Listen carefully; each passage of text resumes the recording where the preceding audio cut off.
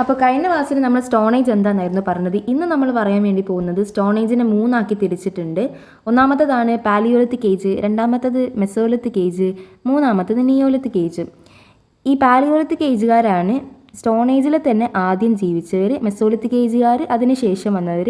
ഈ മെസോലിത്തിക് ഏജുകാരും കഴിഞ്ഞ് വന്നവരാണ് നിയോലിത്തിക് ഏജ്. കൂടാതെ സ്റ്റോൺ ഏജുകാർക്ക് ശേഷം വന്നവരാണ് ഈ മെറ്റൽ ഏജ് എന്ന് പറയുന്നത്. മെറ്റൽ ഏജ് എന്ന് പറഞ്ഞാൽ മെറ്റൽ കണ്ടുപിടിച്ച് അതുകൊണ്ട് ടൂൾസും വെപ്പൺസും ഒക്കെ ഉണ്ടാക്കി യൂസ് ചെയ്ത് ജീവിച്ച ആ ഒരു കാലഘട്ടത്തെയാണ് നമ്മൾ മെറ്റൽ ഏജ് എന്ന് പറയുന്നത്. ഈ മെറ്റൽ ഏജിനെ രണ്ടാക്കി തിരിച്ചിട്ടുണ്ട്, ബ്രോൺസ് ഏജും അയൺ ഏജും. അപ്പോൾ ഫസ്റ്റ് നമുക്ക് പാലിയോലിത്തിക് ഏജ് എന്താണെന്ന് പഠിക്കാം. പാലിയോലിത്തിക് ഏജ് എന്ന് പറയുന്നത് സ്റ്റോൺ ഏജിൽ തന്നെ ഏറ്റവും ആദ്യം ജീവിച്ച ആൾക്കാരാണ് പാലിയോലിത്തിക് ഏജ്. ഇവർ റഫ് അല്ലെങ്കിൽ അൺപോളിഷ്ഡ് സ്റ്റോൺ ടൂൾസ് ആയിരുന്നു യൂസ് ചെയ്തിട്ടുള്ളത്. അതായത് ഒരു സ്റ്റോണിനെ ഒരു മാറ്റവും വരുത്താതെ അതുപോലെ തന്നെ എടുത്ത് ആവശ്യങ്ങൾക്ക് ഉപയോഗിക്കുകയാണ് ചെയ്തത്. അവരെയാണ് നമ്മൾ പാലിയോലിത്തിക് ഏജുകാരെന്ന് പറയുന്നത്. മാത്രമല്ല ഈ പാലിയോലിത്തിക് എന്ന് പറഞ്ഞ ഈ വേർഡ് ഗ്രീക്ക് വേർഡാണിത്. ഇത് ഡിറൈവ് ചെയ്തിട്ടുള്ളത് രണ്ട് വേർഡ് കൊണ്ടാണ്, പാലിയോസും ലിത്തോസും. പാലിയോസ് എന്നാൽ ഓൾഡ് എന്നാണ് അർത്ഥം, ലിത്തോസ് എന്ന് പറഞ്ഞാൽ സ്റ്റോൺ എന്നാണ് അർത്ഥം. അടുത്തത് പാലിയോലിത്തിക് ഏജുകാർ സ്റ്റോൺ ടൂൾസ് യൂസ് ചെയ്തതിനനുസരിച്ച് ആർക്കിയോളജിസ്റ്റ് അതിനെ മൂന്നാക്കി ഡിവൈഡ് ചെയ്തിട്ടുണ്ട്. അതാണ് അടുത്തതായിട്ട് ഇവിടെ പറയുന്നത്.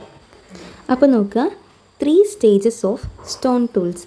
ഫസ്റ്റ് വന്നിട്ടുള്ളത് യൂട്ടിലൈസേഷൻ ആണ്.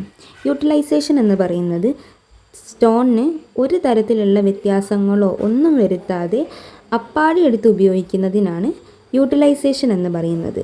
ആ ഒരു മെത്തേഡിനെയാണ് യൂട്ടിലൈസേഷൻ എന്ന് പറയുന്നത്. എന്താണ്?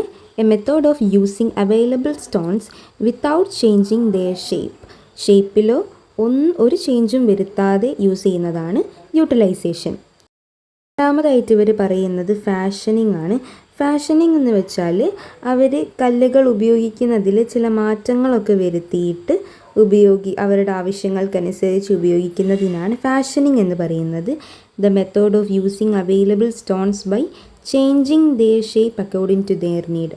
അവരുടെ ആവശ്യങ്ങൾക്കനുസരിച്ച് ഷേപ്പിലൊക്കെ വ്യത്യാസം വരുത്തിയിട്ട് ഉപയോഗിക്കുന്നതിനാണ് ഫാഷനിങ് എന്ന് പറയുന്നത്. Third one standardisation. സ്റ്റാൻഡർഡൈസേഷൻ എന്ന് വെച്ചാൽ ഓരോരോ സ്പെസിഫിക് ആയിട്ടുള്ള ആവശ്യങ്ങൾക്ക് വ്യത്യസ്ത തരത്തിലുള്ള ടൂൾസ് ഉണ്ടാക്കി ഉപയോഗിക്കുന്നതിനാണ് സ്റ്റാൻഡർഡൈസേഷൻ എന്ന് പറയുന്നത്. The method of making specific tools for each purpose.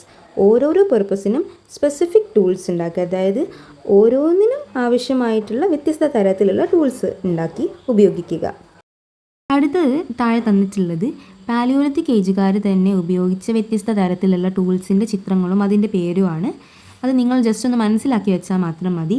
ഒന്നാമത്തത് പെബിൾ ടൂള്, രണ്ടാമത്തത് biface core tool, 3 flake tool, നാലാമത്തത് ചോപ്പിംഗ് ടൂള്, അഞ്ചാമത്തത് stone tool made using blade technique. ഭയങ്കര മൈന്യൂട്ടായിട്ടാണ് ഇവിടെ ചെയ്തിട്ടുള്ളത്. ബ്ലേഡ് ടെക്നിക്ക് യൂസ് ചെയ്തിട്ട് മൈന്യൂട്ടായിട്ടുള്ള ടൂൾസ് ഉണ്ടാക്കി. അപ്പം തുടക്കത്തിൽ അവർ പെബിൾ ടൂൾ യൂസ് ചെയ്തു, പിന്നെ കുറച്ചങ്ങോട്ട് കഴിഞ്ഞപ്പോഴത്തേക്ക് അവർ കുറച്ചുകൂടി ഡെവലപ്ഡായി മൈന്യൂട്ടായിട്ടുള്ളതൊക്കെ ഉപയോഗിച്ചു. ആ പാലിയോലിത്തിക് ഏജുകാരിൽ തന്നെ ഡിഫറെൻറ്റ് കൈൻഡ് ഓഫ് ടൂൾസ് ഉപയോഗിച്ചിട്ടുണ്ട്. അത് നിങ്ങൾ മനസ്സിലാക്കി വെക്കുക. സോ ഇതിൻ്റെ കണ്ടിന്യൂഷൻ ഞാൻ നെക്സ്റ്റ് പാർട്ടിൽ ഇടുന്നതാണ്. So thanks for watching. By.